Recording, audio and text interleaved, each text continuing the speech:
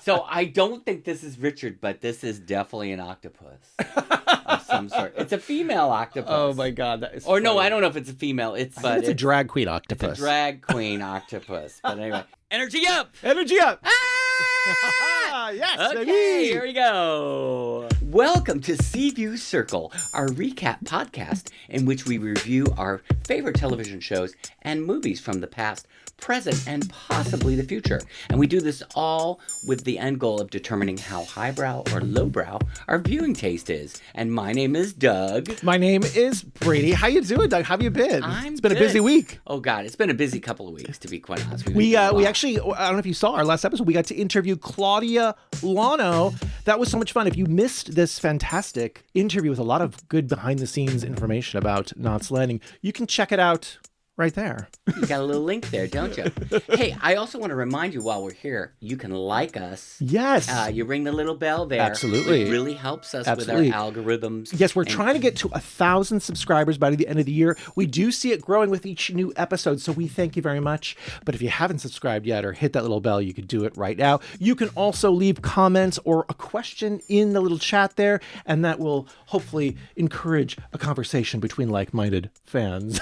And anybody out there, especially the new subscribers, who should we interview next? Oh, yes. Got any ideas? Who would you like to interview next? Well, I mean, who I'd like to interview and who we'd be able to get to interview, I don't know. No, I don't know who's available, but because today's episode, we're going to be focusing on the Richard and Laura storyline. I would love to be able to interview either one of them. Because, for sure. Be a little nervous, probably. Yeah, I would be a little nervous. Hey, speaking of Claudia Lano, we did also go to the screening of her new film, Dead, that she directed and she stars in with her daughter, Izzy, who also wrote the script. That was really, really fun. What did you think? It was really great. Her whole family was in it.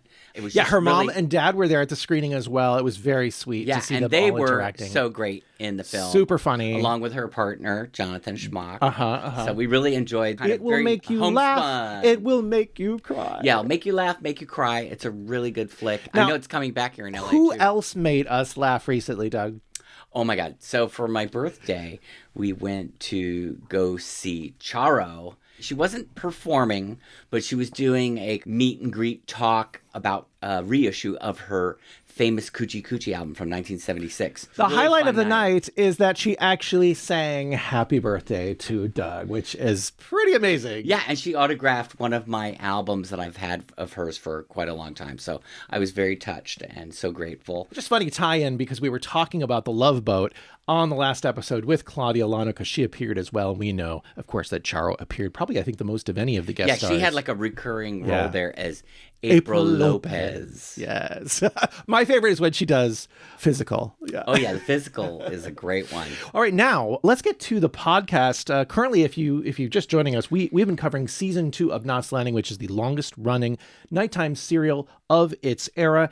Today's focus, which, was pushed because we had the special interview last week, we are going to be covering Richard and Laura's storyline throughout season 2. We're super excited. These are some of our favorite characters, if you hadn't already guessed, from our season 1 coverage. And I would like to note one thing, that if you look behind Brady, you'll see a pattern that looks very much like Laura and Richard's outdoor garden furniture, which we love so much. The devil is in the details, yes. including so with so this. You know. I've got my Laura Avery shirt on, actually. This is from later in the series when I felt she was kind of like an ice queen with her, those stares she would do, those rolling of the eyes. She's not quite there yet in season 2, but I thought I'd wear it in honor of her. Now, I wanted to say we are covering Richard and Laura, but this now being the 4th episode of our podcast covering season 2, we're now getting into territory where the characters are starting to kind of cross over into other characters, right? So we've already covered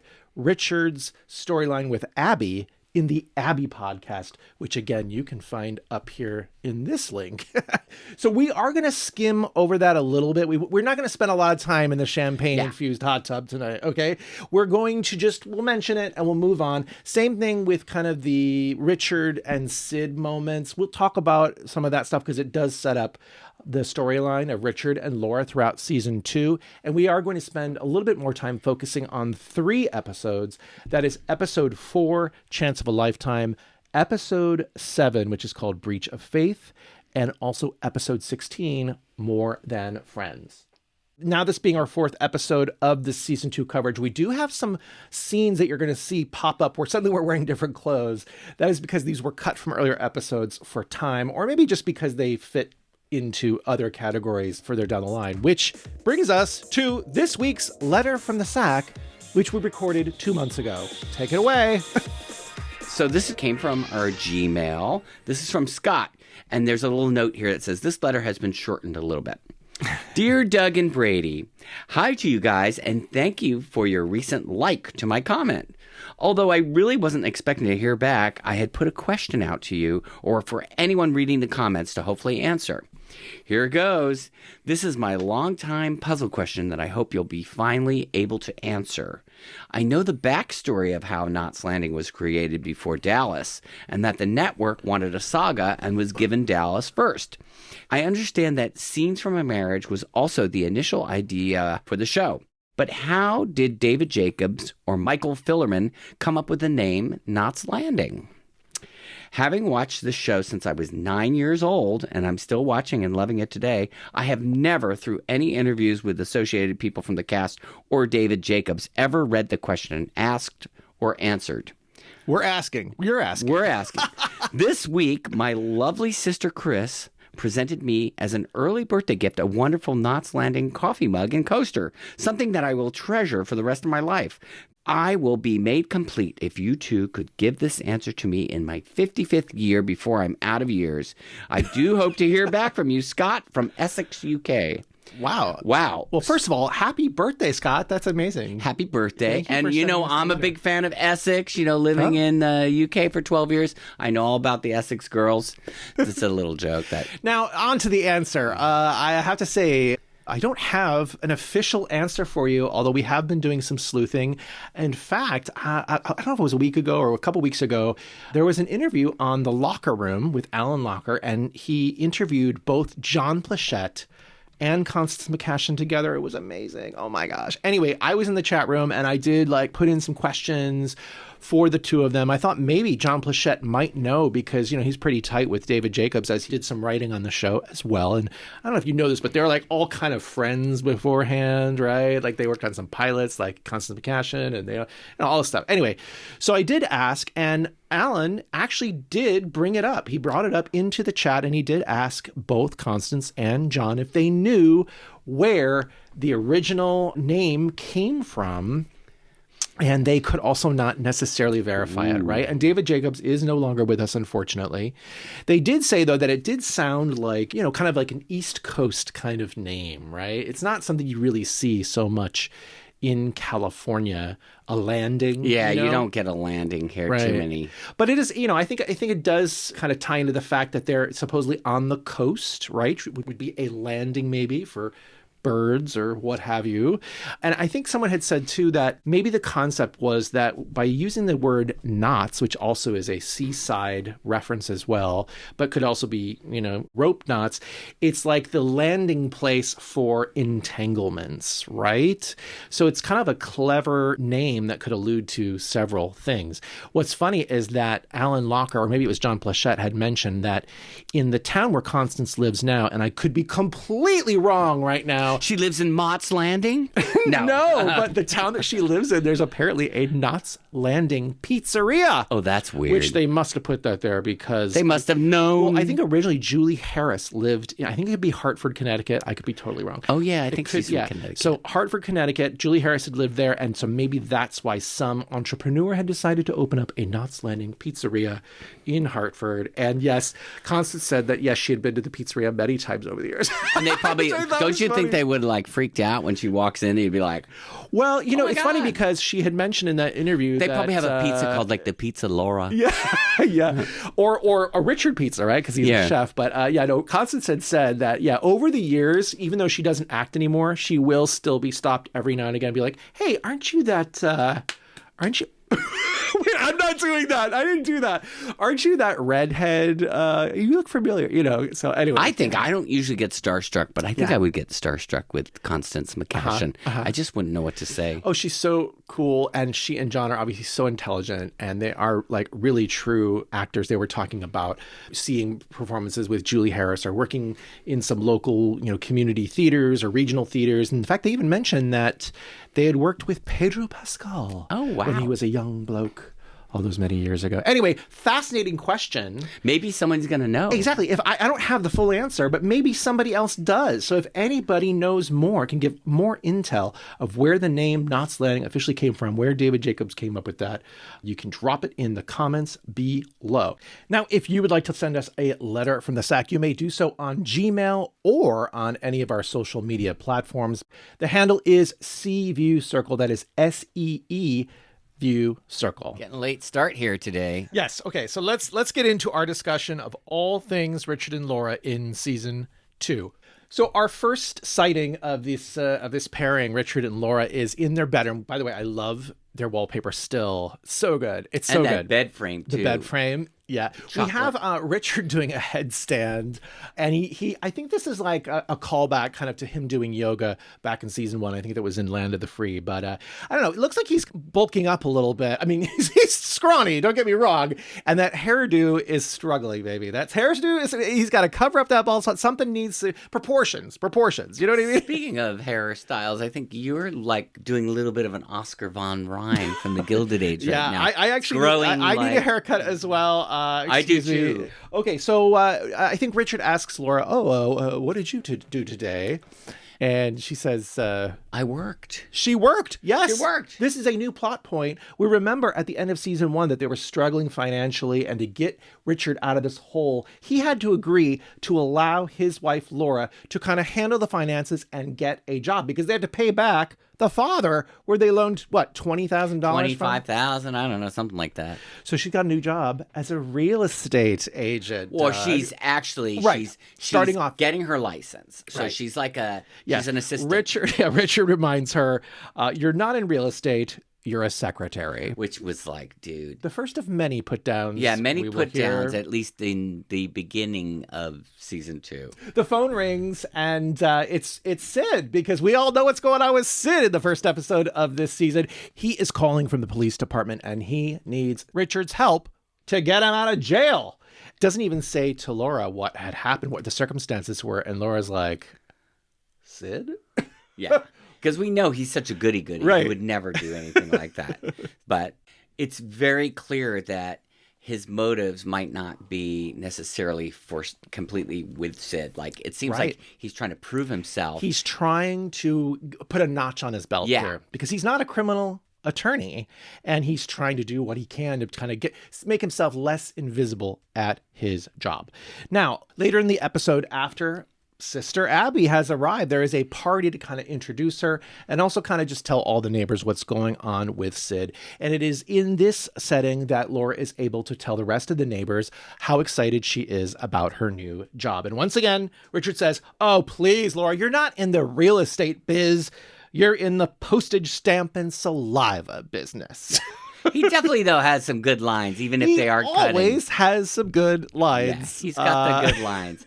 Now, I don't remember if he wrote this one or not. He's written quite a few of the episodes. He wrote his main featured episode, and I think he writes the finale. But these first 2 episodes are actually written by Don Murray. Oh, okay. Yeah. But I'm sure they colluded together. Right.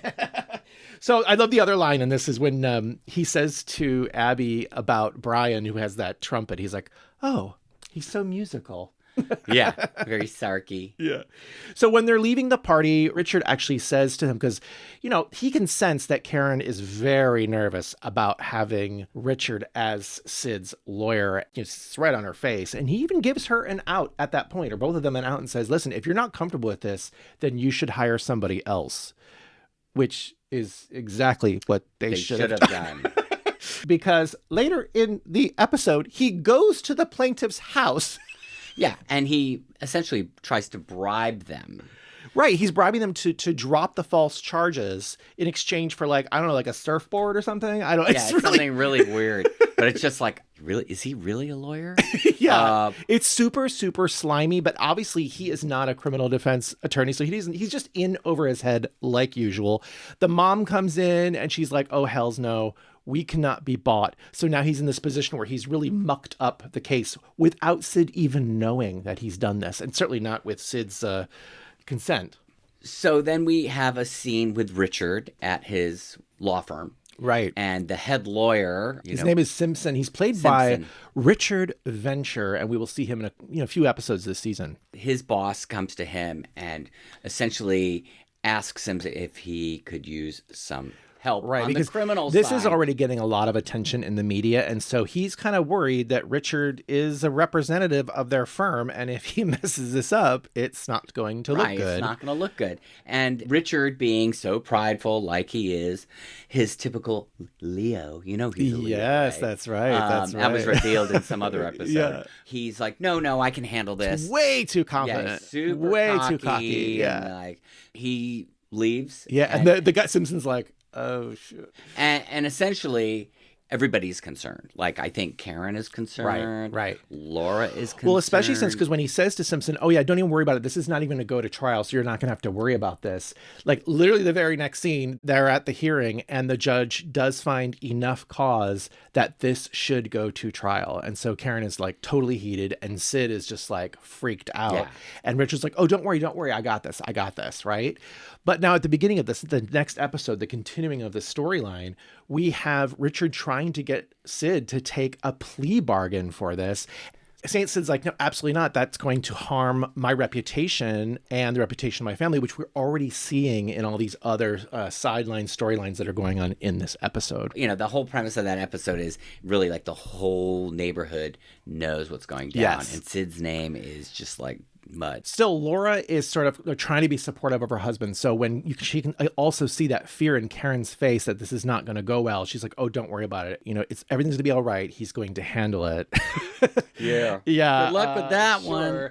So right after that, I think Laura takes Richard aside, closer to their house, and she reiterates the same thing that Simpson said. Like, why don't you get someone else from your firm who is a criminal lawyer involved? And he said, well, no, this is such a high profile case. And if I win this case, I'm going to really make a name for myself in my law firm. To which Laura replies, well, honey, what if you don't win the case? Right, exactly. And he's like, oh, geez, thanks for the vote of confidence, right? Well, I mean, she knows his track record. His track record, right? This point. It's pretty much failure after failure. She can see it coming before he can. Yeah. Unfortunately. So we have Karen also doing some investigative reporting on her own in this Sid case, and eventually she finds out that Richard has gone to visit these plaintiffs. Yeah, because she goes over there as well. Exactly. So she obviously tells Sid about this, and Sid is fuming. So he fires Richard right there on the driveway between their two houses. And of course, Richard is totally pissed off. And then you see like Karen giving Richard this stare of death because he's done something really despicable, offering this bribe without their knowledge, right? It's crazy. Now, later on, we have another scene at the law office where Simpson again says to Richard, hey, we got this guy over here, Hanover, I think is his name. He could really, really help you out, And then Richard has no choice but to reveal that he has already been let go. Or he says that they're going with somebody else. So he doesn't say that anything about the bribe, obviously. Obviously, yes. I guess he could lose his law license over that for sure. I'm sure he could, right? You? Right. I mean, he also has to dance around the fact that he never even offered the assistance of somebody else from their law firm. And so this all puts him further into the doghouse at his firm.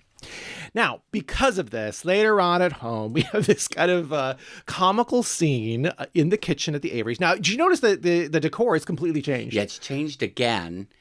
Well, now instead of having red wallpaper with white polka dots, very busy, now we have like a periwinkle wallpaper with the white polka dots.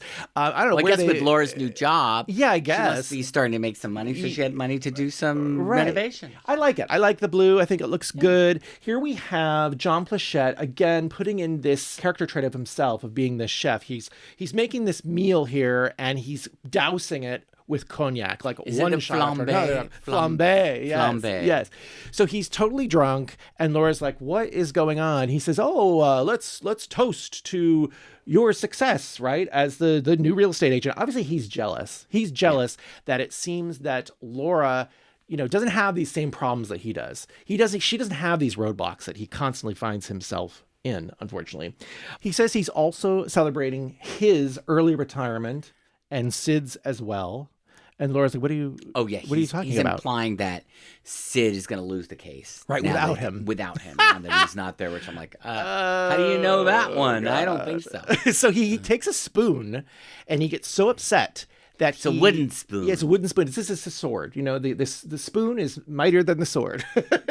And he runs out into the cul-de-sac and he starts screaming for Saint Sid. Saint Sid, come on out. He says, I want to knock your halo off.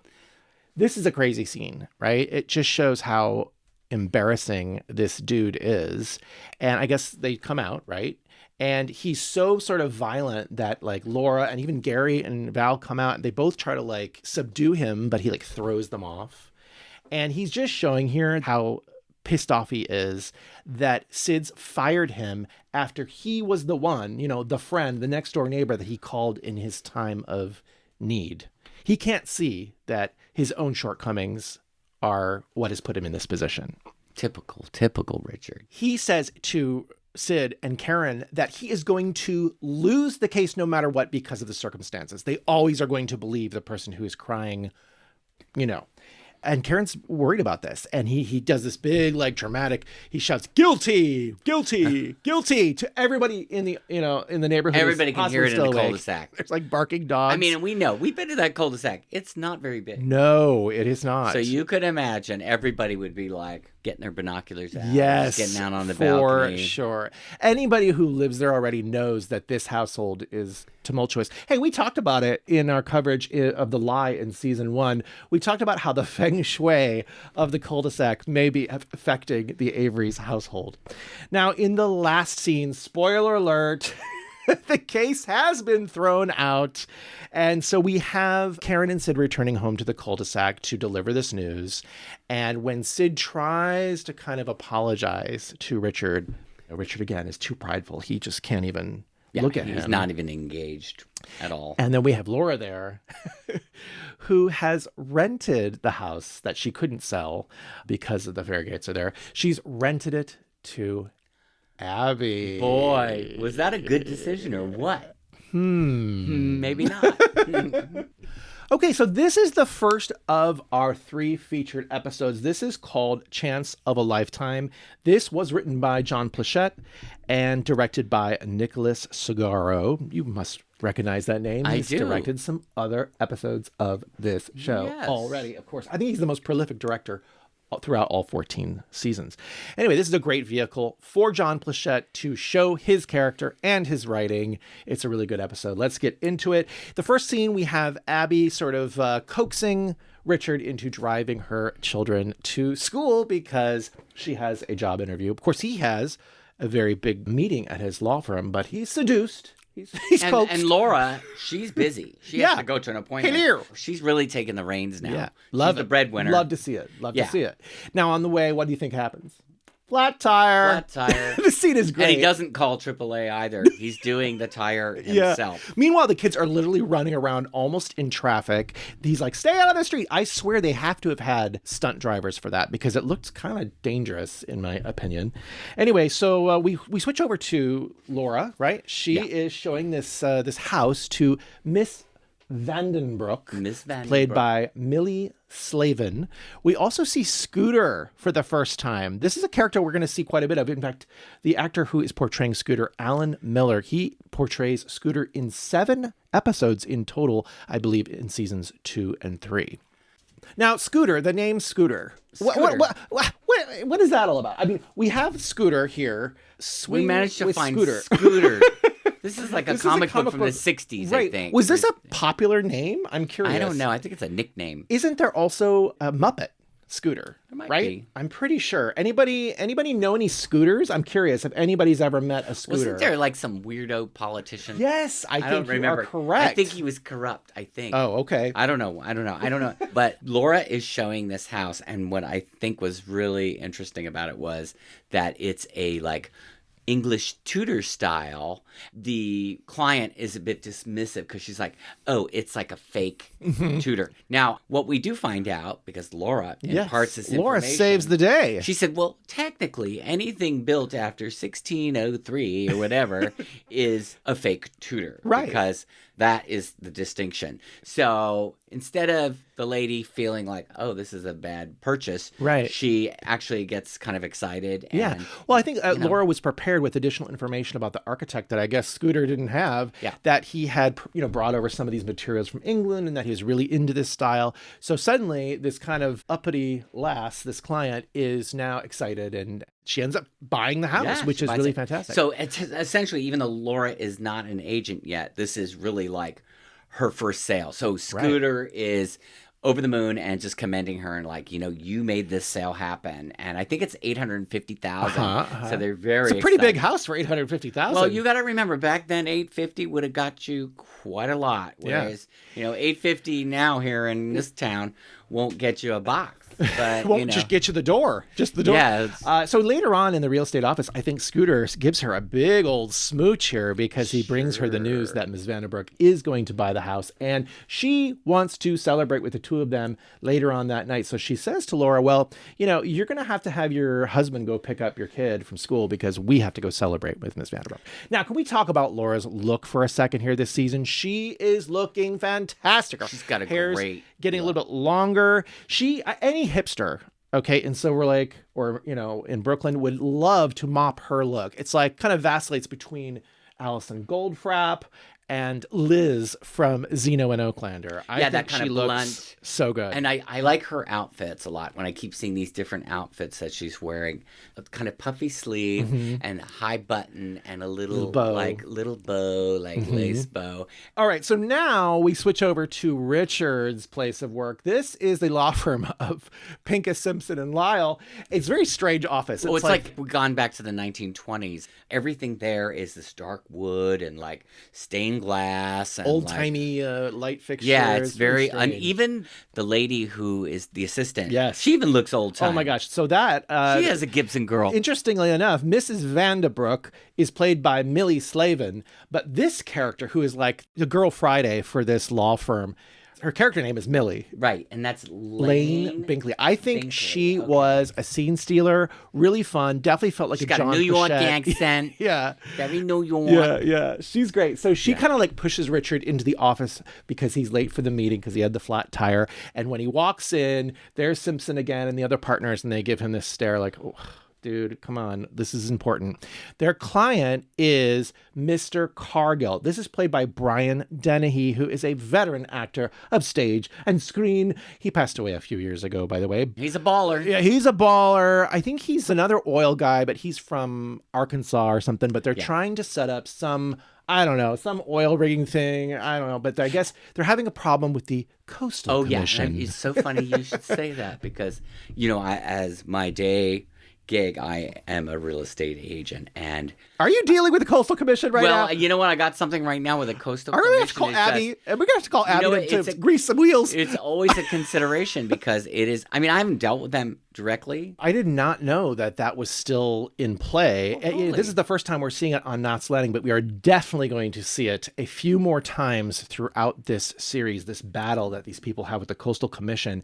Now, Richard, although he is late to the meeting, he has done some research on this. He's actually found some similar case up in Northern California where there was some judgment that may work in Mr. Cargill's favor. So when he delivers that news, Mr. Cargill's really excited, and Richard's bosses at the law firm are like, they're like, wow, what? He pulled that one out of his, Yeah, this is the first time we're seeing him do anything with such doggedness. And doesn't Mr. Cargill at that point is like alluding to that, he's going to give him a job. He says, why don't you come join me on my yacht and we can discuss working together more in the future. Right.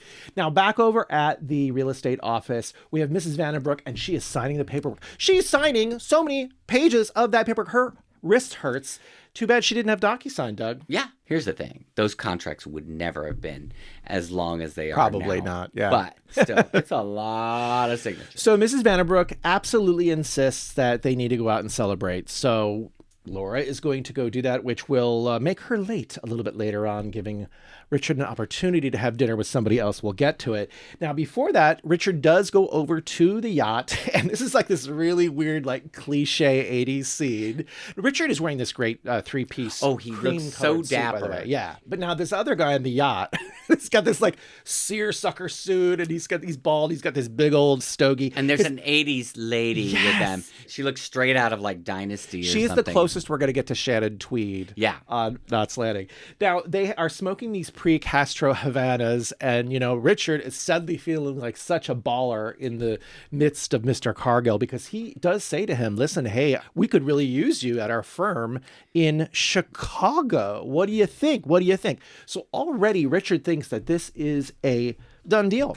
Yeah. This is all going to work out just great. And typical Richard fashion, he doesn't ask those questions right then and there. He's already like on board by the time he gets home. Yeah. That decision is made, right? Yeah, pretty it's much. Like, oh, they're moving to Chicago. Pretty much.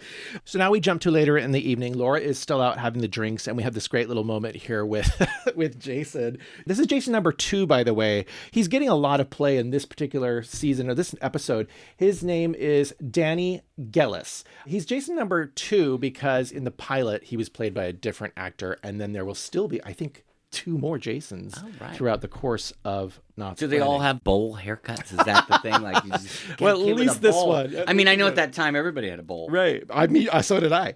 I love it when Jason says, hey, does mom make a lot of money selling houses? Richard says, not enough. Now, later on, they're trying to find out what to eat, and there's nothing in the refrigerator except a big tub of ice cream, which, of course, is what Jason wants. But Richard cannot allow that, so he takes them out to Chikorama. Remember that place? Chikorama. Right? And that is when he runs into Abby. And Abby delivers this great little soliloquy about fried chicken that I'm sure John Blachette wrote just for her. They agree to have the picnic out back in the backyard of the Averys. And this is where she's very flirtatious with him. She's even like creating swirls in his chest hair. And in his chest hair. Yeah. And she's like... What I thought was interesting, though, in the rewatch when I watched this scene is that Abby is talking to Richard about her ex-husband, Jeff, and what went wrong with their marriage. And she says that sex was a big part of that. And then Richard says, oh, well, that's actually one of the few things that is not a problem for Laura and I. It's a little bit of tidbit there. Yeah, a little. So then Laura comes home right as she's playing with his chest hair, and they have to like reshuffle a little bit. So Laura can already see, this is interesting. I've seen a lot of Abby. Yeah, she knows what's going on, but she's letting it go. Here's the thing. I think we can all probably agree as fans of the show that Richard is a bad guy. I mean, he is a villain, if you will. But let's be honest here in this situation. Here we have Laura, who is getting some success pretty quickly at the real estate, and she wants to follow that success. And we do also see later on in the season, and we'll talk about it, that she also has some relationships that she's building with other people. So it isn't really all Richard's fault. Do you know what I'm saying? Like, she's busy. She's busy, yeah. You know, this is a real thing. Yeah, but I'm just saying, he's bratty, though. Oh, Let's yeah. face it. For sure. You know, like, he just wants it all on his terms. Right. So, I don't know. Especially in the next scene, because afterwards, after Abby leaves, and what he's doing, he's packing a to-go coffee because he's going to go back to the office, do more research because Cargill has a hearing in the morning, and he wants to make sure he bangs it out of the park so he can kind of seal this deal. He basically says to Laura, wow, congratulations on the sale. That's so great. You're going to do well no matter where we live, even if we move to Chicago for my new job. Right. So, thanks for that. Obviously, Laura is pissed. Can you blame her? No. She's now taken over the reins, and now all of a sudden he's like, oh, we're moving to Chicago. He can't stand sharing the spotlight. Yeah. But he goes back to the office, yes. And you can see he's working late, and he's slept there, and he gets up and he's like using the electric shaver. Yeah, to make Millie, himself look the girl stuff. Friday, she comes in there and she's kind of helping him kind of clean up She calls quickly. him Cutie, which I was like, oh, hi, Cutie. Yeah. I was like, She Oh. also warns him about Cargill. She says that he has a reputation for over-promising things and that he should look before he leaps, like kind of like get it in writing. You know what I mean? Which he has not done. Right. Now, Cargill comes in, Simpson comes in, they see him all slumped over, they see the place is a mess, and Simpson's kind of pissed off that he's like seems to be taking this so loosely, but Cargill sees him being tenacious, right? He stayed up all night and he's going to have this information for the hearing. When they come back from the hearing, it is successful. They have been awarded the easement. They can go ahead with this project. So at that point, Cargill makes it very clear that he would make a great addition to their legal team. This is in front of Simpson. And so I think Simpson's feeling the heat, like, oh gosh, we're going to lose this guy. Yeah. We got to do something here. All right, so Simpson takes Richard into like his inner sanctum. It looks like it's a proper bar from the 1920s. All of a sudden, It's a speakeasy. A speakeasy of the law firm, which maybe they had. They this back always had a speakeasy back in the day at the law firm, I think. So he wants to offer Richard a full partnership, but he doesn't start it off very well because he goes, "Hey, so how long you been with us?" And he says, "What, 6.5 years?" And Richard's like, no, like 9.5. Which is like, oh, okay. I guess I'm invisible. He really was invisible, yeah. So I think at that point, Richard's already feeling like, oh, I don't need these people. I'm too good for this, right? So when he offers the full partnership, not only does he turn down the partnership, but he quits the job. And I was saying to myself, anybody with like half a brain would know that. You'd let it boil for a little bit. Yeah. You get offered this thing. Right. You say, well, listen, I got to think about it. Yeah, I've got you an play offer. one off the other. Right. That's how you negotiate. That's Oh, all yeah, part yeah. of negotiation. So, I mean, very stupid. He probably has just very little experience. He's probably been there his whole professional career since he got out of law school. So anyway, he goes over to Laura's real estate office and he is so cocky. He's so excited. He's celebrating. He's already been drinking actually some brandy at Pincus, Simpson and Lyle. So when he comes over to the real estate office, he has a bottle of champagne. He opens it up and it spills all over the table. This is Mrs. Vandenbroek and Scooter and Laura, and they're looking over the plans of the house. Yeah, it's highly embarrassing. He's for singing Laura. Chicago, Chicago. Now, my part of town. Do you remember there was a really good part, though, because the one spill of the champagne actually went on the plans for the house. I don't know. She was having second thoughts because she kept thinking, like, where could I put a pool? Where's the pool? Where's the pool going to go? So the stain of the champagne left this place where it was just perfect, the perfect spot. But Laura is not amused. The next day, I guess they haven't had any time to talk about it. So they're at their his and hers mirrors, right, in the bathroom upstairs. She's brushing her hair, and now she's the baller. She's like, Richard, so what's the salary of this new job, huh? And he's like, oh, well, yeah, I haven't quite gotten all the details, but I'm pretty sure it's going to be 6 figures. You're like, okay. I mean, she has a right to be pissed off because she's having to uproot her whole life for this potential job offer here. She does say Scooter has advised her that it might be smart to wait until she takes the California real estate license exam Yeah, and I also think has he a couple suggests, sales like, under her belt. 6 months. Why don't you wait 6 months before you do this? So at least you could kind of segue into another market. So the next day, Richard goes to meet up with Cargill again. At Marina Del Rey. Yes, we didn't mention this is the first time we're seeing Marina Del Rey in Knots Landing. We are going to see a lot of it in the future. I love this shot when he's like going up the little walkway to the yacht and he does that little like side jump kick thing. It's like so John Blishett. It's so showing that character of how cocky he is. It's very bijou clochard, actually. I've seen you do that little move in the past. Okay. There it is. I'm just telling you. All right, so Tell it like it is. Tell it like it is. So he goes into the yacht and he's like, "So, can we talk about these details?" And Cargill's like, "Huh? What?" They're leaving. Right. That's what it is. The guy has said, "Oh, we have to take this earlier flight." Yeah. and it's very apparent. Like This is a brush off. This is a Yeah. brush. He forgot. He pretty much forgot he offered this job. So then Richard said, "So, let's talk about what's the salary?" And this dude super low balls. I think Richard's he said chance. 28.5. Yeah, which is like less than he's making at the job he just quit the day before. right. Right? Right. So all of a sudden, Richard is feeling like, oh, God, I am a fool. Yeah, and this Cargill guy is really like, well, yeah, if you're going to be working for the best. Yeah. It's like that kind of attitude that, I mean, listen, there's a lot of industries out there that pull that one on people. Oh, he should have listened to Millie. What? So listen to Millie. Cargill's too busy. He leaves him there to kind of like sip on this coffee by himself. And he's like, oh gosh, how am I going to tell this to Laura? Oh my gosh. Okay, now we have Laura over at the real estate office. She's basically crying at this point, and Scooter comes up and says to her, listen, you are just like the best thing that's ever happened to me. You're the one who made that sale, and you really got to stand up for yourself, and you really got to tell Richard that you need this 6 months.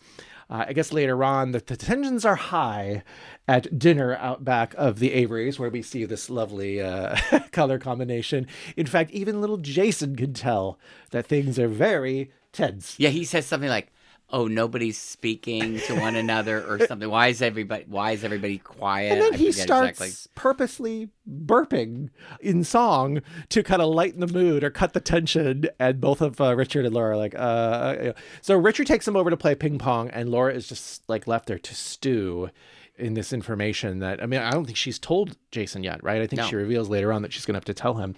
This to me, though, when he's burping, when little Jason's burping and trying to do this, it's very like father, like son. You can tell that this would have been Richard when he was a kid, probably at his own dinner table with his parents.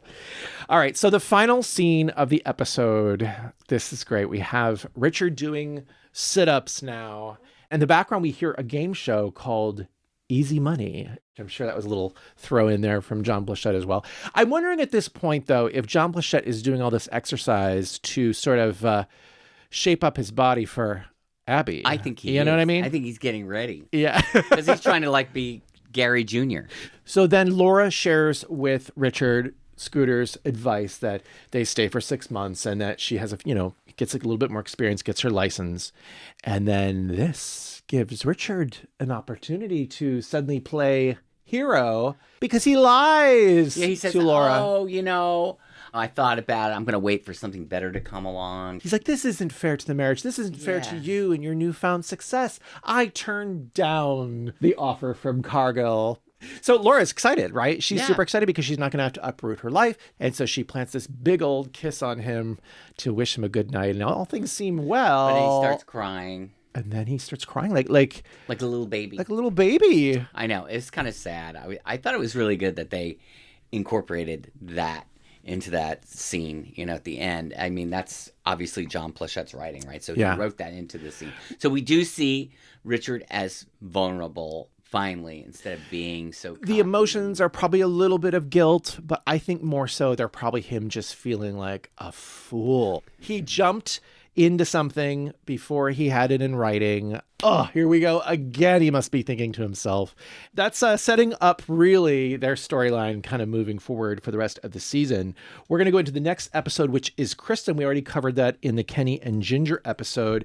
Most of the storyline involves them, but we do have a scene early on. Tensions are running high still between Richard and Sid, because Sid has his old jalopy parked. Well, actually, it's stalled in front of the Averys' driveway, and so Richard can't get out. But not that he has anywhere to go, because he doesn't have a job anymore. No, he has nowhere to go. But Laura does have a job to get to, and she's coming back from jogging. And Richard is just, again, he's so depressed. He just has to put people down at all times. So he sees Laura coming back, kind of huffing and puffing. He says, "Are you limping?" Laura says, "No, I'm not limping." Richard is upset with Sid. He wants him to move the car, but he can't because it's stalled. And then Sid says, "Well, why don't you come and help and push?" And Richard says, "Oh, I'm not getting a hernia." So then I think Gary comes over. Yeah, Studley. Yeah. Gary comes over and helps push. And of course, Karen can see all this, that there's still all this tension going on. So then I think later on, Karen goes over to Abby's house to get a signature. Keeping the family planning clinic open, right? And there is Richard and Abby. Richard is helping Abby plant flowers, remember? So this gives Karen a good opportunity to talk to Richard and say, dude, why did you put us through that? Why did you take on that case knowing that you couldn't do it?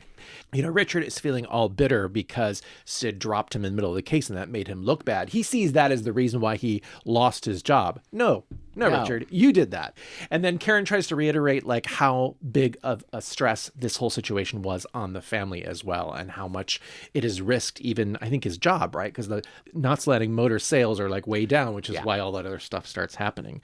So anyway, it's just a little character moment really to show that Abby is on Richard's side, right? Because she's like, oh, she's giving an excuse. He's just a little baby. He is. He's an overgrown baby. That's what he is, you know? So babies want people to do things for them too. That's right. That's right. So he says something at breakfast, and she thinks that, oh, he's offering to make breakfast. Right. And then he turns around and he's like, oh, no, where's my breakfast? Right. She's working. Yeah. And he's doing nothing, and he wants her to make breakfast. So, again, he's just being a jerk. Yeah, that was from that earlier scene.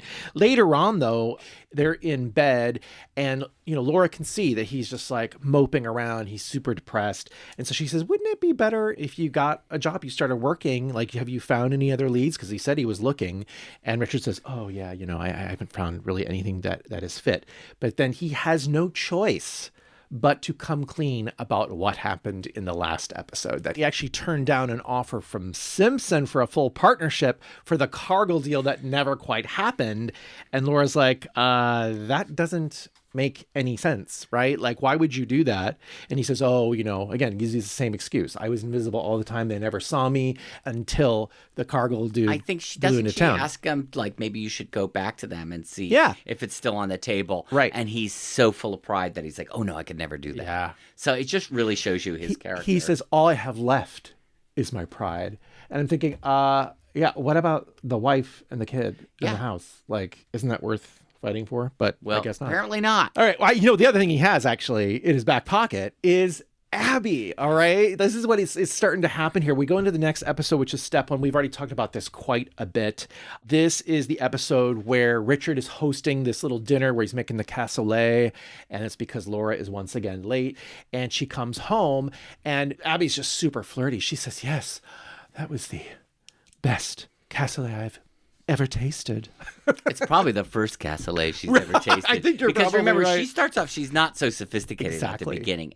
When she first comes there, to me, she's very green. I agree. You know, she seems all very like, I agree. You know, Midwest. So yeah, this is that episode where there's like all these excuses for Richard to go over to Abby's house, right? He has the bay leaf that he needs to return. And then of course she has the gurgle in the sink. And he says, yeah, you're in luck. I'm a gurgling specialist, which is this Which goes back innuendo to the baby. that yes. Gurgle, gurgle. We need to get Richard a pacifier. Let's be honest. Just stick the little binky in his mouth. Shut him up.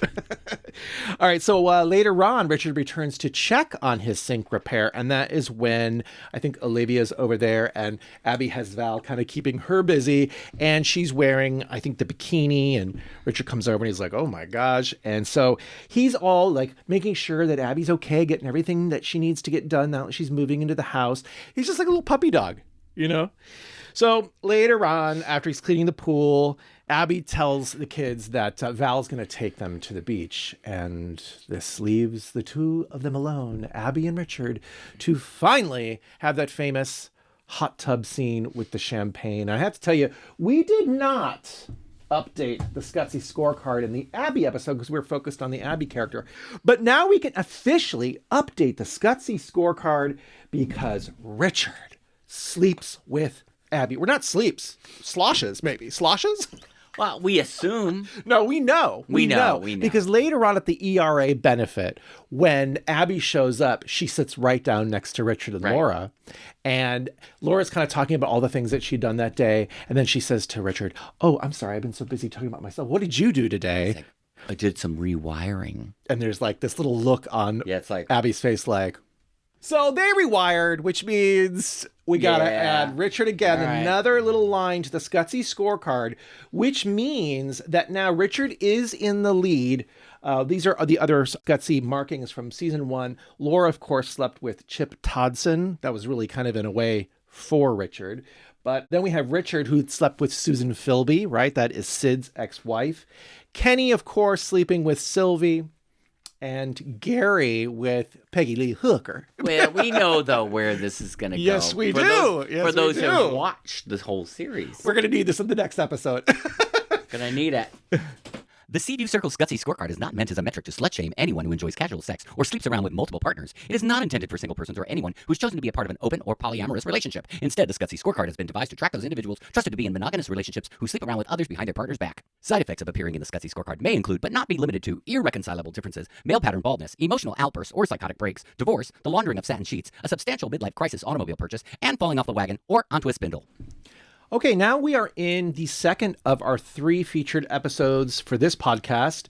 This is Breach of Faith. This was written by William Hopkins and directed by Harvey S. Laidman. Now, I will say this particular episode really does focus a lot on Kenny and Ginger and also really on the Gary and Val situation as well. I mean, the title is Breach of Faith.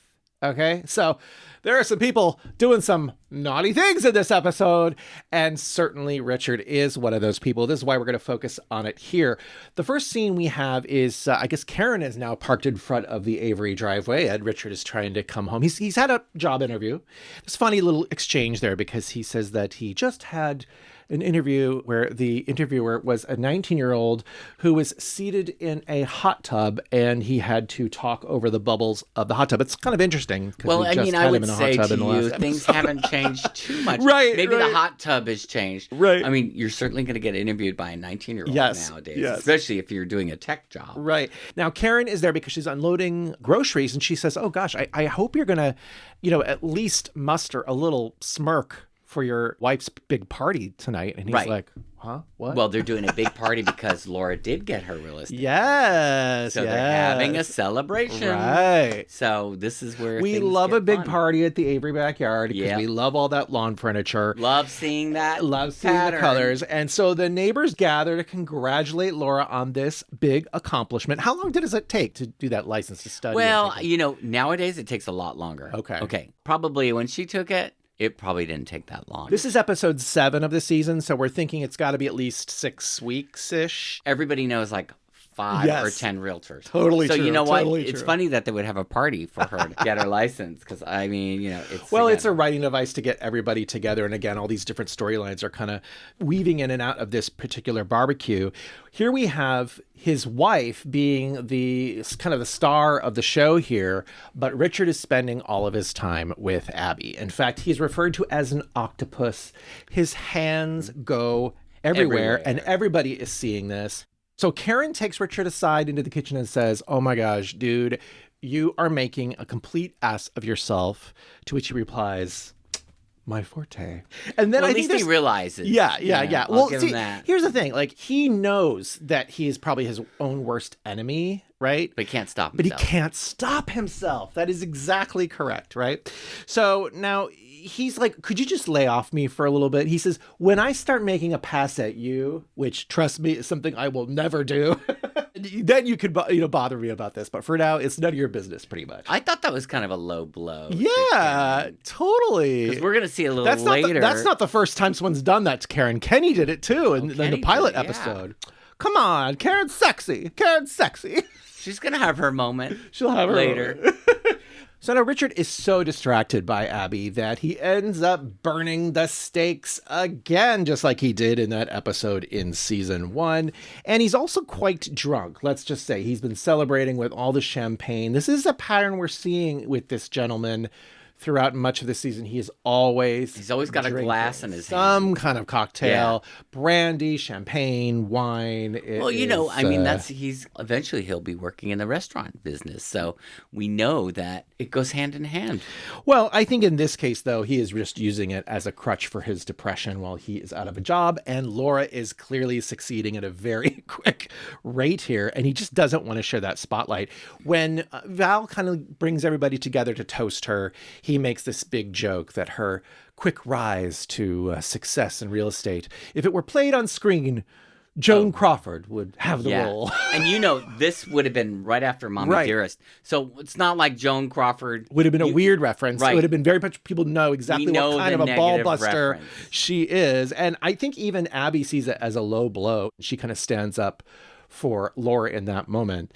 So it's just not, this is not a great party. Let's just put it that way. And during the cleanup, Val then comes into the kitchen and she interrupts Abby and Richard kind of canoodling. And I think Abby is even like, Richard, just cool it. This is not the time or the place for that. But he can't help himself, as we already discussed. Well, and I think part of it seems like he wants to get caught out. He feels like the spotlight's not on him, so he's trying to find a way to do that. And so when they're all trying to clean up the kitchen, Abby ducks out, and then Richard also does. He says, I don't do dishes. Laura's there seeing all this, and so she is just crestfallen. Later on, there's a moment in the kitchen where she's with Val, and she asks that same question, I think, of Val. She goes, do you think he's just doing this on purpose? And Val offers her support, and she's very kind. They had a touching little relationship in season 1, but we don't really see a lot of scenes between the two of them in season 2. What I found interesting about this scene is that then Laura asks Val about Gary. And what Val doesn't know at this time is that there's something going on even that night between Gary and his new friend. So they're kind of both in the same boat. I really liked in this scene how it kind of ends because, even though Laura is like super nervous about having to like go upstairs and see this, then Val stops her and says, Laura, congratulations. Through all this like turmoil. You got to remind her. Yeah, she's done something. Yeah, this is a celebration, even if the party went a little south. All right, so the following morning, Richard is completely hungover and Laura is PO'd because, of course, he's like using an excuse that, I was just so drunk last night. This is why he's had all that inappropriate behavior ever since he lost his job of, putting his hands all over Abby in front of everybody. And Laura just tells him, listen, I do not want to be your whipping boy anymore. It is not my fault that you lost your job. It is not my fault that you're not able to find a new one. And she tells him that she's starting to dread coming home and that one of these days she may not. I thought that was home. good because she's finally like laying down the law again with him. She already did it with the finances. Yeah. But now with the behavior, she's laying it down that like, yeah, you know what, dude? I'm going to be out of here if you don't clean up your act. And I think visually in this moment, there's a really stark contrast between the two because she looks really fabulous, like in this little white summer dress. And he just looks like a schlub. A schlub. A bum. His hair is all like, bleh. He's got his robe open. So this is no bueno. And things are only going to get worse. Between these two before they get better. So in the next episode, Scapegoats, one of the first things that we encounter is that Laura is talking to Karen and she's asking her, do you think there's something going on between Richard and Abby? And it's very tense and awkward. Doesn't someone like interrupt the conversation? I'm pretty sure they never quite get. They don't quite get there. But I think everybody knows. Like, yeah. Hello. It's like the writing is on the wall because it's literally right in front of you. Anyway, later on in that particular episode, we have Laura coming into the living room and she sees Richard. He's got his little Walkman on. And he's listening to some Ravel. Is he listening to Bolero? It's something with a title with a princess in it or something like that. He uses that actually as a way to be condescending to Laura once again. Laura has interrupted him because she wants to talk. And then when he's just so dismissive, she's like, wow, this is not quite how I thought this was going to go. And then there's just sort of like this awkwardness and this like a stalemate. And he's like, well, good talking to you, Laura. And then he just puts the headphones back on. And she's just left like... The modern day equivalent would be like he'd be playing a video game. Yeah. And so he just goes back right. to like, okay, I'm back in my video game world now. So this space between these two is just growing. And of course, we know what's happening on the flip side of all this is that he is having this dalliance with Abby that is continuing. In fact, in the next episode, Richard gets real jealous because JR has come to town and Abby has that big dinner party and he is not invited to the dinner party. That's right. Because he will be a distraction to everything that she has now going on with her agenda to get Gary on her side, right? So he's at the window like, what's going on? Yeah, he's trying to see what's going on in the other house. Yeah. It's really comical. He asks Laura, he says, oh, do you know what's going on? Did Abby say anything about a party? And Laura's like, Richard, Abby and I do not speak. Of course, Richard is drinking again. And he's sort of like feigning that he's upset that Laura never has time for him. Like, they never go out and they never see other people, that they're isolated. He says, you're no fun anymore. And she says, well, you're not exactly a barrel of laughs yourself. I know, but that is, to me, I was like, they really did capture something very real there, too, like a real argument. I mean, that's how it can be. Yeah, You know she what just cuts to the chase, though. She says, listen, Richard, you're just upset because your little girlfriend didn't invite you to the party. Right. She's totally aware of what's going on. I mean, let's face it. She knows. Okay, now, if things haven't been bad enough, they're about to get worse for Richard and Laura. We first have overdressed Richard showing up in his turtleneck and his blazer to Knott's Landing Motors. I guess he thinks he has a lunch date with Abby, but now she's brushing him off, saying that she's too busy with work. So he says, oh, gosh, this is like the plague. First my wife and now you? Well, she's clearly into Gary. Yeah, you know. right. We She's know moved on to Gary, right? Oh, gosh. Okay, so he's still like being this octopus all episode long, right? He sees Abby later returning home and he like startles her. She even screams like pretty loudly, I think. And he wants to sleep with her again. And she actually has that dinner date with Val that night. So she asks for a rain check for later on.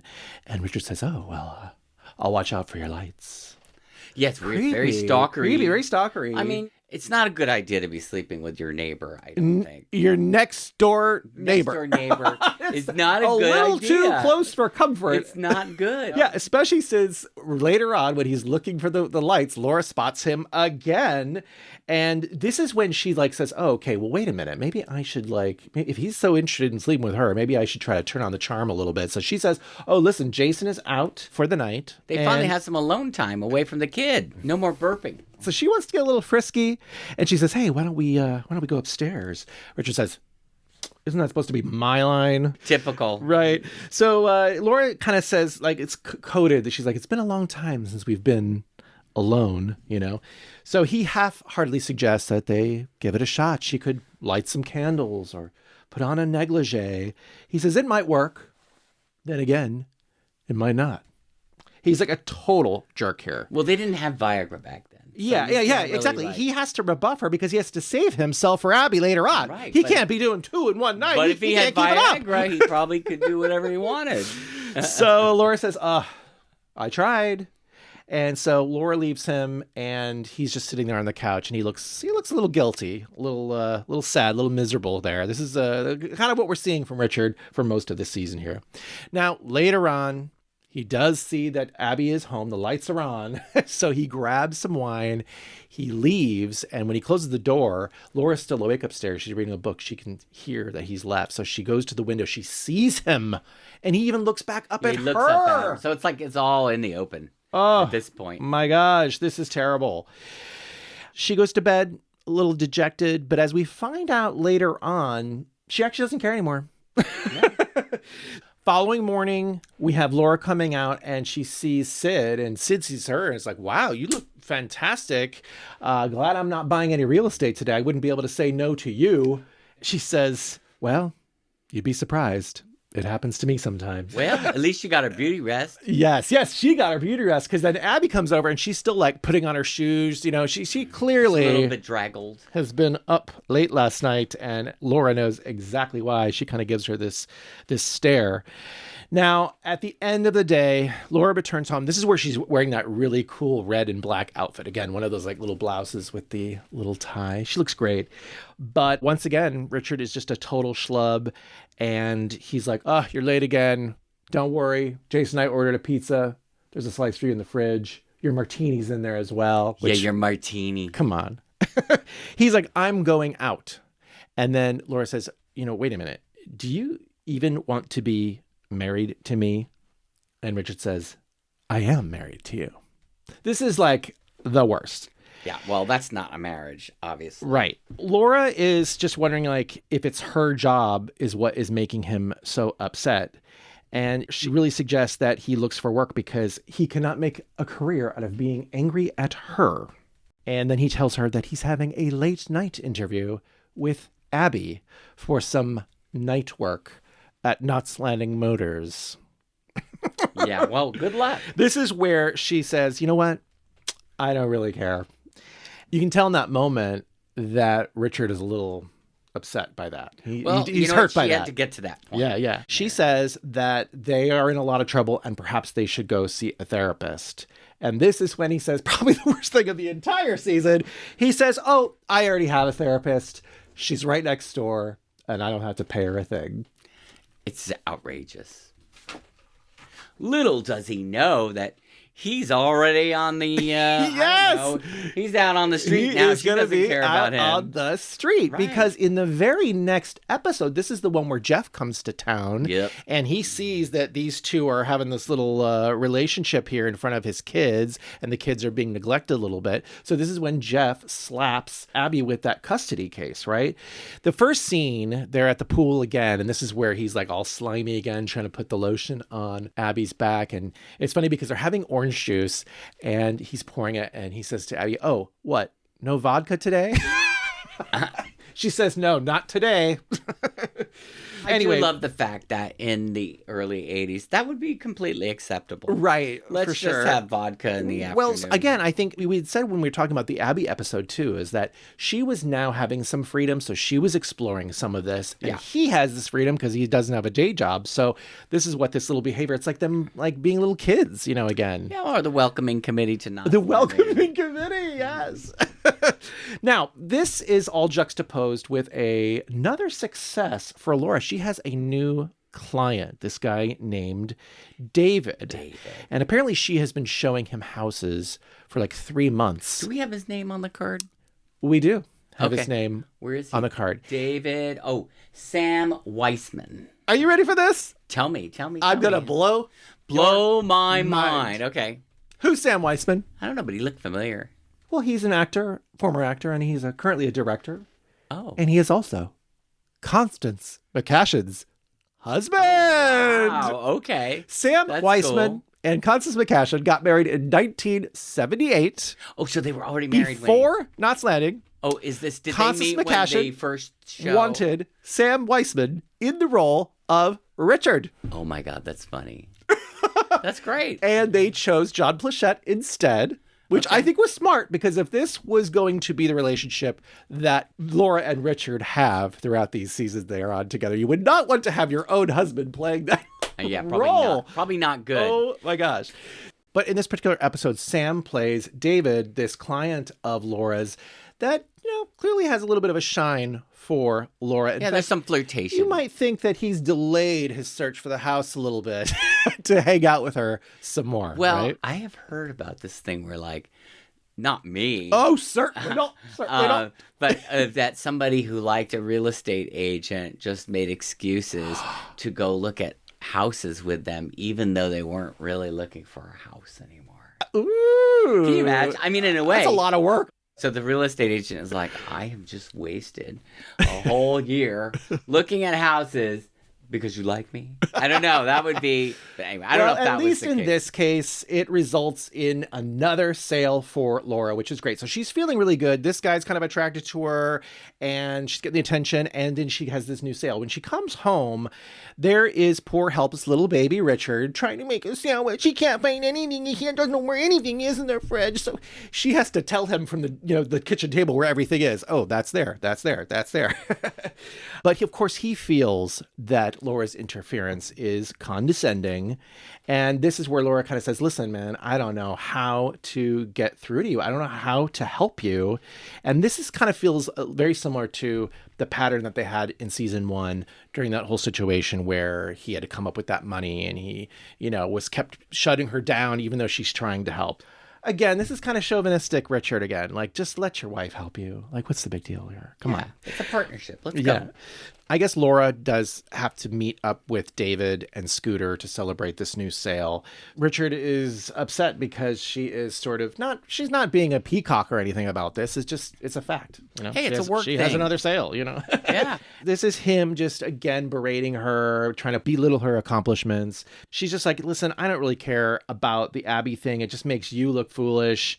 And I just don't know what you want anymore. Like, help me out here. Help me out. What do you want? Meanwhile, at the office, David, the client, has sent flowers to Laura, and she's sort of taken aback, and Scooter's there. She says, Scooter, I don't know. What do I do? How do I respond to this? And Scooter doesn't know how to respond. Yeah, because he likes Laura, which we'll get into that. Get into that. Get into that. Get into that.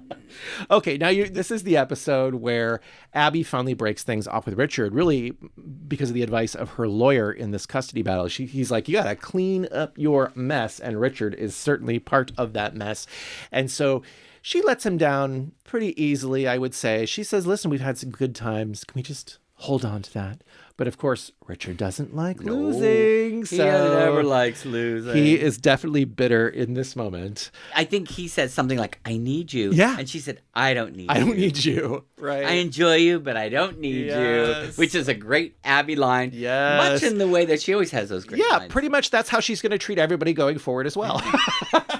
All right, now later on at the little celebratory dinner with Scooter and David, Scooter scoots out, leaving the two of them alone, leaving the two actual married actors to have this little moment. And I think it's there when he kind of says, oh gosh, I'm going to be really sad now that this is all over because I'm not going to be able to see you anymore. And I think he even puts his hand on Laura's hand as well. And I think they give this excuse that the house that he's purchased has this great view at night, and he's never seen it before. He's only seen the house during the day. So she says, oh, why don't we go over there? Why don't we go check out the house at night? I mean, so when he comes in there, he's like, oh gosh, I just don't know. What do I start with to make this house my home? Or no, that's what she asks him. And he says, oh, I know what I'd like to start with. And he leans in and he plants a kiss on Laura. Woo! Shocking. That's the sitcom laughter. Woo! Okay. He says, gosh, I've been waiting 3 months to do that. And she's definitely surprised by this, pleasantly, I'd say. But she does turn down his offer to sort of build something together because she says she's finally in the position with Richard where she really is needed. She's feeling needed. And that's what she's always wanted. She said that in season 1 as well. She says that, things are like not perfect between the two of them, but she really hopes that they can build on something and make it work. And David wonders, he's very perceptive. He says, I wonder if it'll ever be enough for Richard. And she says, well, at least I'll know that I did the right thing, right? By not sleeping with this guy. So we'll see what happens. That's the last scene we see of David, again, played by Constance McCashin's husband, who may have originally been in John Blechette's role on screen. There is a great little photo that came out recently of Constance McCashin with Sam, with John, and with Bill Devane. This is Constance with all of her husbands together. All of her hubbies, all in one go. All right, so the last scene of this particular episode is Laura coming home, and we see Richard has fallen asleep on the couch. There's like wine spilled all over him. He's drunk again. This is him now depressed that he's lost Abby. And she sort of like assists him upstairs, and like suddenly he's charming again. This is suddenly the Richard John Blechette charm is turned back on. And I guess, Abby just really had a chokehold on him. And now that she's out of the picture, he can now roost once again with Laura. Right. And I think now you see the tide has turned for their relationship. It can only get better because it can't get any worse. It can't get any worse. But what's also interesting is that you have then the Laura who is kind of getting this attention from other gentlemen. Right. So it really is, again, this trajectory we see of Laura kind of rising up, this emancipation of the Laura character. And then the Richard is just like this. Like he's not really going down or up. He's just flatlining here. This is just what his existence is. It's just a series of failures. Ultimately, the character of Richard's big problem is that he hadn't found the right fit of the thing that makes him happy. It would be interesting to know if there was like a backstory about like why he chose to be a lawyer, what pushed him in that direction. Mm-hmm. Maybe he felt like, oh, it's going to get me a lot of money and I'm going to be really good at this because I'm argumentative. I don't know. I mean, there might not be any backstory, right? It's just whatever was written. But listen, it happens in life all the time. To many people. They change it up. Absolutely. So, Absolutely. You could he see was it young. He was only 37. An inspiration for you. At 37 years old, being a lawyer. Richard, an inspiration. An inspiration. He can become whatever he wants to be. By the time he's 40, he could be, who knows? All right, so now in the next episode, which is called Players, we haven't really touched on this episode at all. This is like one of the last episodes out of all 18 that we've not really said much of. And we do have some scenes to discuss. Yes. Because actually Richard does get a new job. Yes. And it's not a lot of money, but at least he something. says he has a new job. I swear to you, there is something coming up where he's like lying and he doesn't really have a job. It must be season 3. Isn't that the case? Like he's been lying all along? Maybe. I don't know swear. because we're Someone not seeing, let us know. We're not seeing it in the rest of season 2. So yeah, he comes home. He says he's been hired by this brokerage to be their legal representation, and Laura is super jazzed for him. And he actually apologizes to her for being such a monster in recent months and for minimizing all of her accomplishments. And he even turns around and he says he's very proud of her and what she's been able to accomplish. I really was happy with his character at this point. I'm like, finally, dude. Yeah. You know, I like him. Yeah, I like him too. I like him too. You know? I like him when he's funny. I like him when he's charming. And when he's depressed and a little... I don't like him. But Laura here forgives him because she knows how hard it must have been for him to be out of work for so long. And Richard tells Laura that he wants them both to be successful. And they kiss. And in the following little scene in the bedroom, we presume that they're going to make love, of course. But Richard tells Laura that his first year's salary is going to be $35K. Which is more important. That's more than what he was making at the other place. Or similar, commensurate, I think. But I think what's important to know about this is that in the next scene, I think Laura gets a phone call from her office, and it's the news that her recent sale has closed escrow, and the commission is going to be $36K.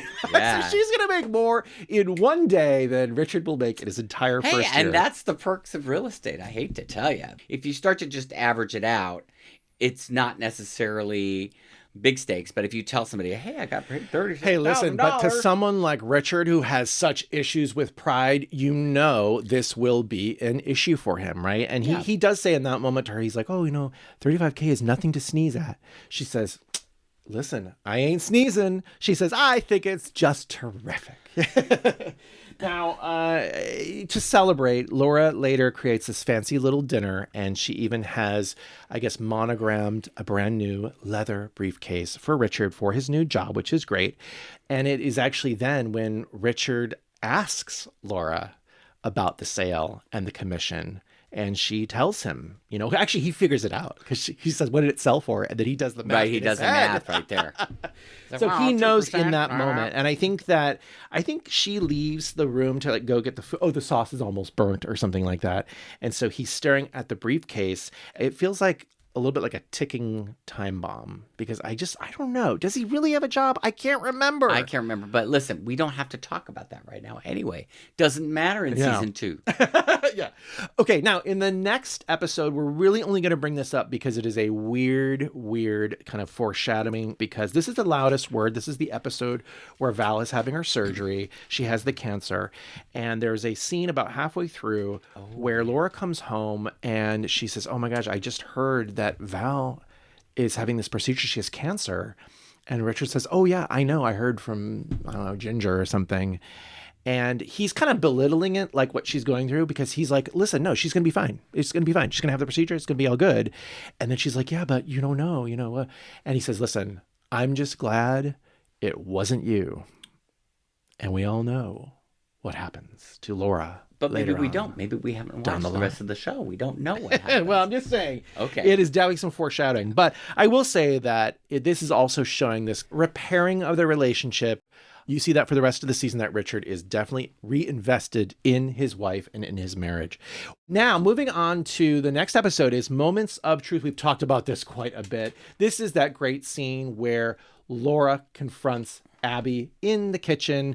And of course, she calls Abby a slut for what she's flirting with this guy who's robbing them or whatever. And then, of course, she slaps her because Abby says, takes one to know one. Yeah, let's be honest. When we get to the Scutzy Scorecard... I do love a good slap scene. Oh, we love a good slap scene. Now, we get to the Scutzy Scorecard.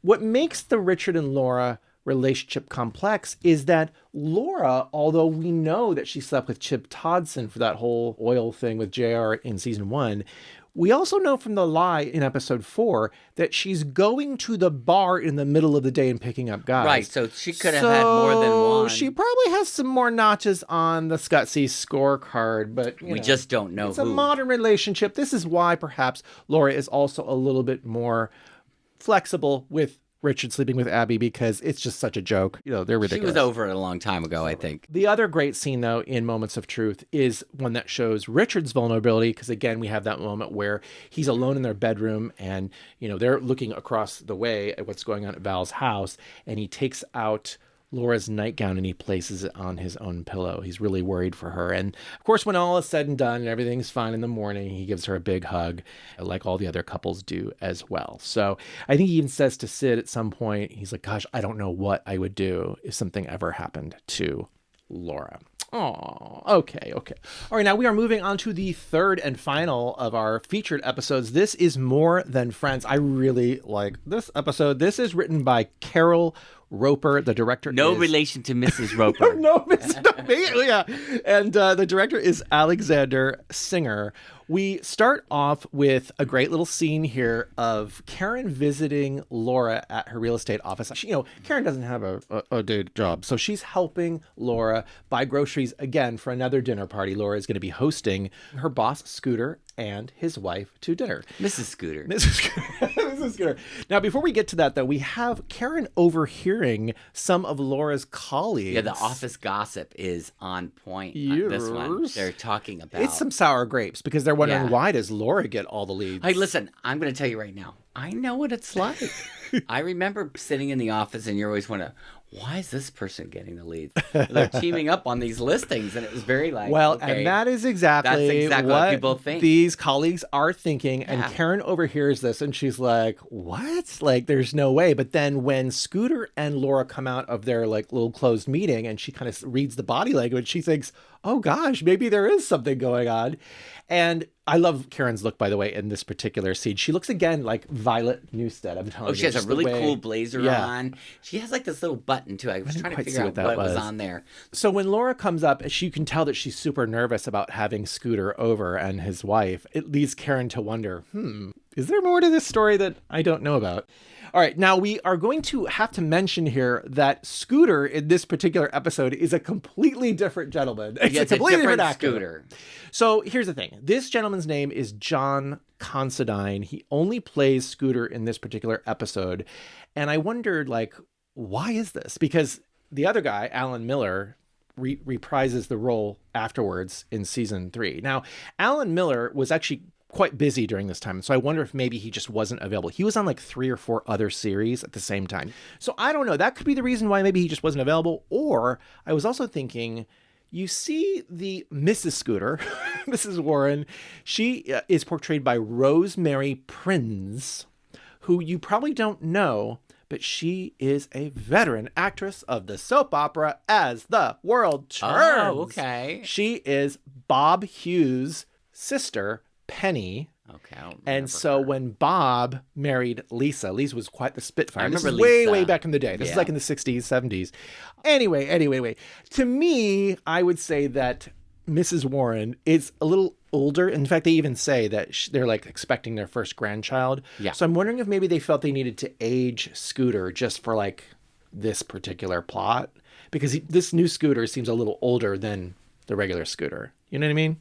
But this theory. Scooter was cute. He was cute. He has some little twinkle in his eye. Yeah, he definitely had a little twinkle in his eye. And a nice mustache. Yes, indeed, indeed. Very good. So here we have this great little dinner scene, and Laura is all gussied up in green. Her hair is huge all of a sudden. Never seen that hairstyle before. I don't think we'll ever see it again on her. And she and Scooter are kikiing. They are kikiing about the real estate, baby. Oh, I love that there was a reference in there. They said, oh, it's an escrow joke. Yeah, And I was like sitting there thinking like, is there an escrow joke? Is there an I can't think of anything There's got to be an escrow joke. I can't think of anything funny about escrow, but anyway. Well, anyway, so this is a cute little moment. This is a cute little joke because we have Richard pouring the wine. He says, it's a 74 Burgundy.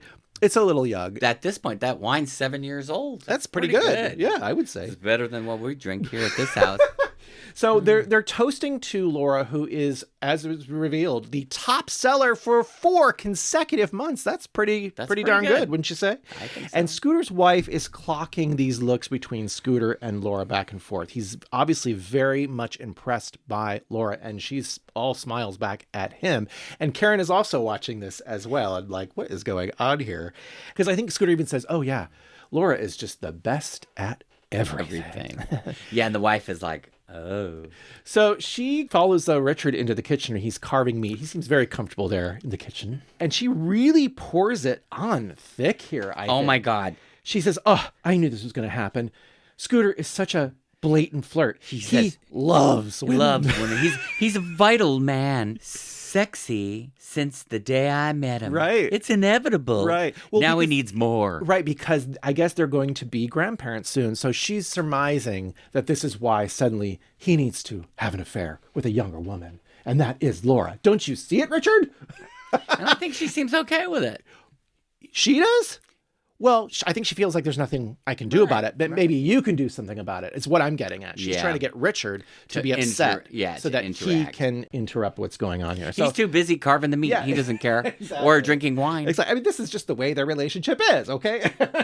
So anyway, later in bed, we have this kind of a cute scene where Laura thanks Richard for being so nice to Scooter.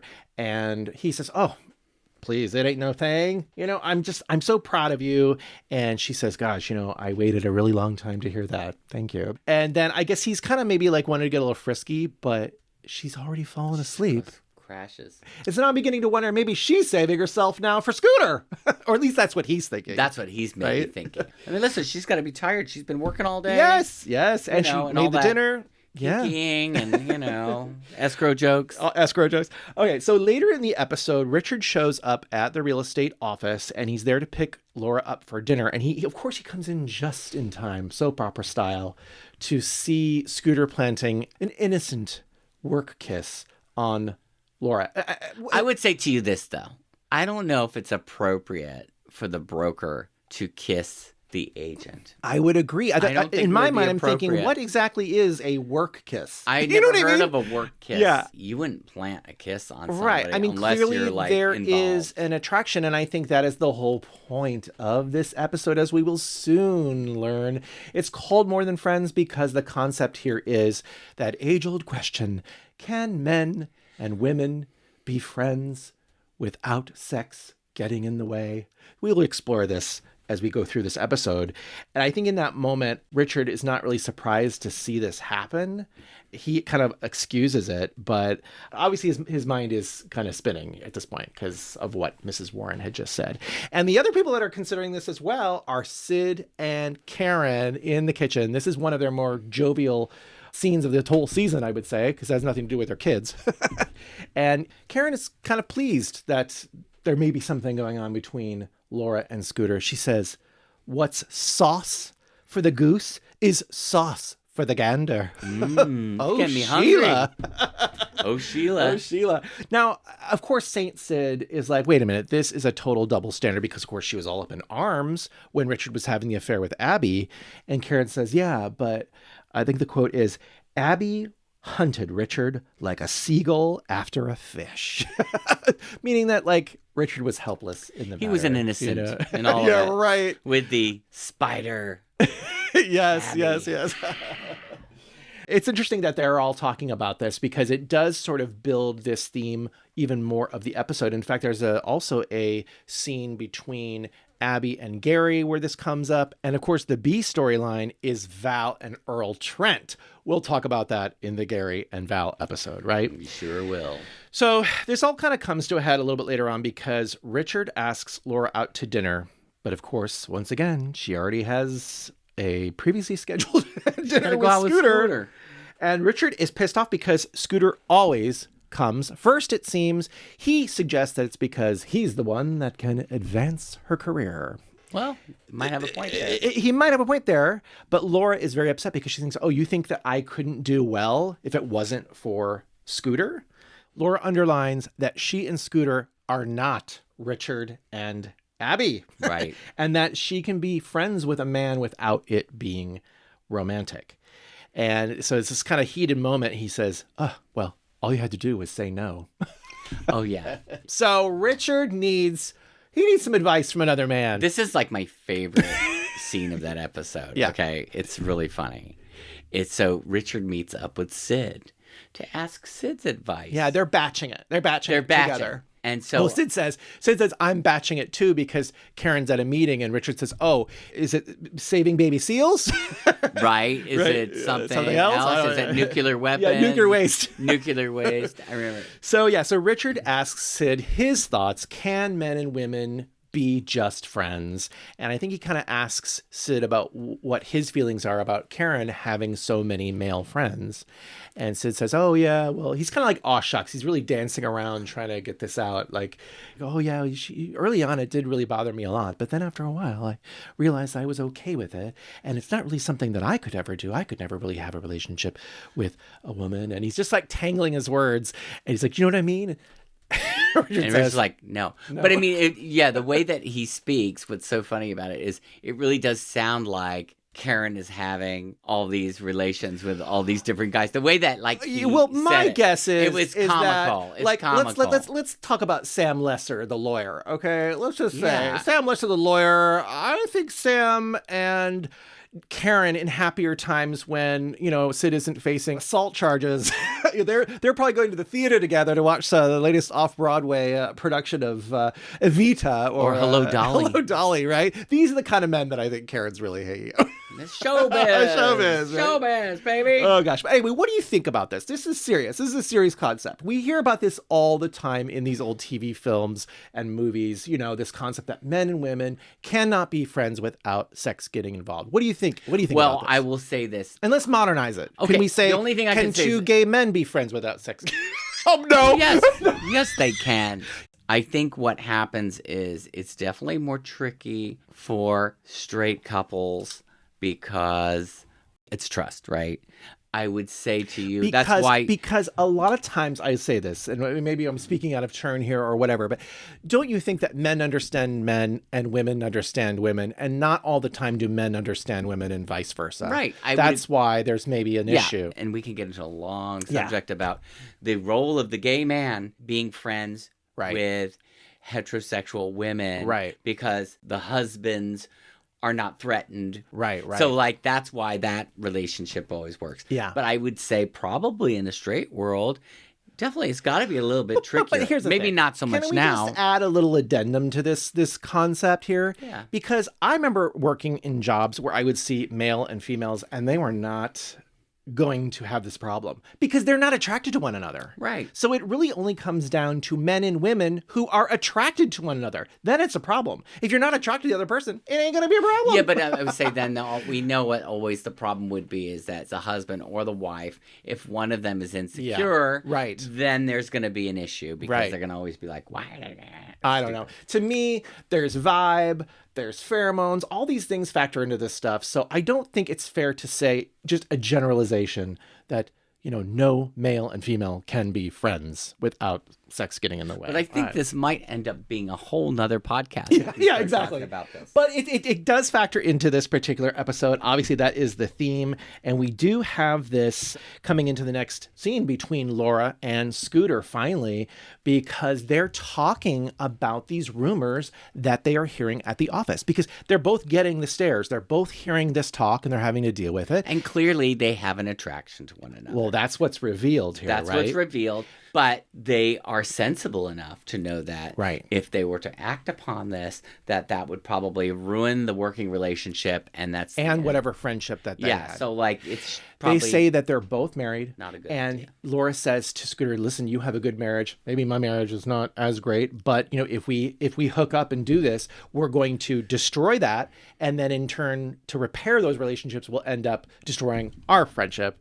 So it's better to be friends with restrictions than to have this affair. And again, they do talk about this double standard as well, because if there were two men that were colleagues at the office and one was getting leads, they wouldn't say anything. Well, unless they were gay. Brooke was gay. But, okay. Listen, they probably would say something anyway. Yeah. In any industry, but especially when there's money involved. Right. People get shitty. When money is involved, the knives come out, the claws. Yeah, people get jealous, you know. It's all right, so this all comes to a really great final scene of the episode. I love this scene. We have Richard and Laura in bed, and Richard is sort of like sheepishly approaching her and says, hey, you want to talk about what happened between Abby and I?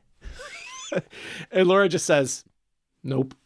You know, she's feeling super confident at this point. Things are going super well for her. She just wants to move on from that silliness. But I think Richard is using this as a tool to kind of see what's going on between she and Scooter. So he says, oh, no, listen, I think it might be good if we talk about what happened between Abby and I. It might help us to trust each other more. And Laura's just like, what? You don't trust me? So he's like, no, I trust you. He's like, pussyfooting around. Yes, exactly. He's like, you're just very important to me. And I think Laura says, oh, that's really nice to hear. And Richard wants to know, what happened at dinner? And she's like, well, what do you mean? What happened? She says, we had dinner. We're just friends. And he says, well, there are friends and then there are friends. She said, we're just friends. Yeah. Like three times. Yeah. She says it three times. Friends. And she has this beautiful smile on her face. It's really great. This moment where you see that she really is once again sort of in the power position of the relationship, right? These moments where he shows vulnerability. This is why she stays with him. Because she does love him and she wants to be needed. So it's really great and really well acted, I think, in this particular scene. And I do think it's a great episode just in general. One of the few times where in season 2 where they're taking a topic and they weave it through all of the characters. Yeah. So nice work. I think when we get to the brow meter, we're going to see this is one of the this is on the brow meter for sure. This one, isn't it? I know it is. All right, now moving into the next episode, this is the two-parter finale, right? This is episode 17, Designs. We have just a really, really quick scene with Ginger coming over to maybe borrow some baby clothes from Laura. And it's not really a scene about Ginger. It's really a scene about Laura and Richard sort of reminiscing about what it was like during the pregnancy that Laura had and the delivery of Jason and then also his infancy and, I don't know, just some cute little jokey moments there, right? Yeah. Kind of the button for that relationship. And then in the final episode, which is really this kind of ratcheting up of the Sid drama, we do have this great moment. This is an episode written by John Plachette. We have this great scene at the Averys where Laura and Richard are teaching Jason Kung Fu. Karen comes out of the kitchen with Laura and she's like, oh, are you limping? And she goes, yes, I'm limping. I thought that was really funny. It's a callback, like you would never remember that callback, but it's this weird callback to that earlier episode. But what's funny is that she says, oh yeah, we're teaching Jason Kung Fu, or is Richard teaching me how to defend myself from him? Anyway, this is where Karen enlists Richard to go help her on this little caper to Knots Landing Motors to go look at Abby's books. It's this great like Remington Steele. Yeah, I enjoyed this because it was very like comedic sleuthing kind of like they're like stumbling up the stairs. Yeah, it was kind of like taking it out of a Knots Landing universe. When Sid comes in and they have to turn on the lights and there's this moment they're like, yeah. So anyway, it's great. There's also another scene too, where I think it's Laura calling Sid, or maybe it's Sid calling Laura, I can't remember, wondering where Karen is.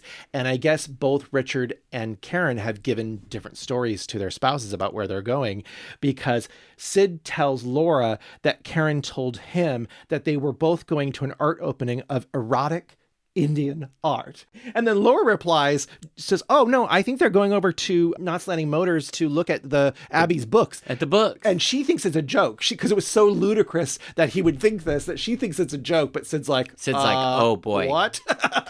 So it's just this really cute moment. And it's nice to see Laura smiling, because we never really get to see that much throughout the whole season. So anyway, hopefully we're going to see some more of that smiling in season 3. So yeah, we have them finding the books and they have that whole meeting and all that kind of stuff. And I think there's not really much more to say here about Richard, but there is one little funny moment again where Sid asks Richard to stick around because he might need some legal advice. And Richard says, well, actually, I'm not a criminal lawyer. Well, finally. It took 18 episodes, but we finally got figured that one out, didn't you? Oh, gosh. Okay. All right, so there you have it. You have Richard and Laura's storyline in season 2. We've already kind of discussed about the writing and directing. We wondered whether or not men and women can actually be friends. Now the only thing left to do is to find out how the featured episodes rate on the brow meter. This is our gauge of how highbrow or lowbrow these individual episodes are. Again, we're going to be focusing on episode 4, which was Chance of a Lifetime. That is the one where Richard has this decision to make, and he makes the wrong decision he leaps before he looks. He leaps before he looks. He leaps before he looks. He leaps before he looks. What did you give that one? I actually gave this one quite a high one. So it's a 3.5 in my book. 3.5, Yeah. Nice. I gave it even higher. 3.7. Oh, wow. Right? Okay, good job. These Once are again, definitely higher numbers usually than where when we've it's been. John Plachette written, it's always going to be a little bit higher Yeah. score, we seem to see. Now, the next episode was Breach of Faith, and really this was a featured episode that really could have been shared both with Gary and Val and with Ginger and Kenny, but we're placing it here in the Richard and Laura episode. What did you give episode 7? I have a 2.75. Well, this is odd because mine's lower this time. Oh, okay. Only a 2.7 for me on That's this close. one. This is, again, was the barbecue. There wasn't as much meat, I think. On the Well, bone. It was burnt. It was Not burnt. enough meat on the bone for you on that one? Okay. And then finally, we have that fantastic episode, which is about the Battle of the Sexes. More Than Friends. What did you give that episode? That I give a 3.25. 3.25. Nice. I gave that one a 3.6. Okay. So yeah, I'm feeling it. I'm feeling these were some better quality episodes. And again, like I say, we were talking about how in season 1 we had a lot of high quality episodes because they were so like these special stories. But in season 2 we're getting more and more soapy, and I think in season 3 we're going to get even more. So probably the scores kind of go down a little bit. That doesn't mean that it's not still. That doesn't mean that it's entertaining. not good. Right? It's just that it's whether it's highbrow or lowbrow. What do you think is going to happen in our next episode? Because next episode, we will be finally covering the storyline of Gary and Val. I'm very excited about this one. People have been clamoring for this. They've been waiting, And salivating. I think we might even have a little guest guest star We coming. might have a guest helping us with this coverage. Yeah, so that'll be a stay new thing. tuned for that. Yes. That is coming up next. And we thank you so much for joining us on this probably long episode. And we hope that you have a great couple weeks. And we will see you then back on the sack. Bye-bye.